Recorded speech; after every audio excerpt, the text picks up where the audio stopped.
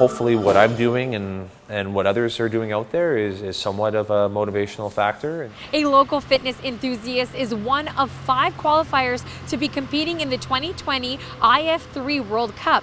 Nick Duchesne qualified for the men's masters category, where 3 Americans, 1 German, and himself, a lone Canadian, will be competing, something he says is very special. As you get older, doors kind of close, and this is one that, ironically, the older I get, the more interesting it sometimes becomes, because I'm somewhat relevant in the age that I'm at versus competing against a younger athlete.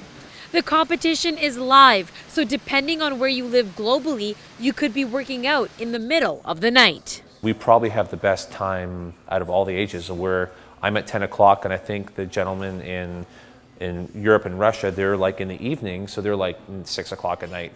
So, but there are some that are doing this competition, it's around the clock, and some are like stuck with 4 a.m. or 2 a.m. The participants will have 90 minutes to complete 4 workouts, which are only given to them 1 week in advance. You look for clues, do research. We have our equipment list, so I know what equipment to expect. So I know what things to already check off the list. And it's really about priming those movements, and you really hope that what you did prior to is going to set you up. He's been in around 8 competitions thus far and says fitness isn't something you can cheat. It's not a game. I can't hope for a puck to go off my leg or my skating in the net. It's like literally, how much work can you put in, how hard can you push?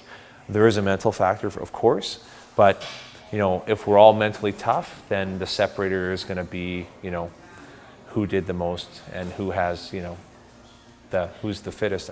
His future hopes and plans are to use these opportunities to travel the world, as the winner of this competition gets an automatic bid to the Portugal World Championships next summer. It's something I did as a hockey player. I played over in Europe, overseas, and to me it's like the best of both worlds. It's like combining academics, education, travel, and sport. So that's kind of my underlying motivational factor, is to try to get there. Nick will be competing virtually on November 22nd from 10 a.m. till noon. Sarita Patel, Cassinet News, West Kelowna.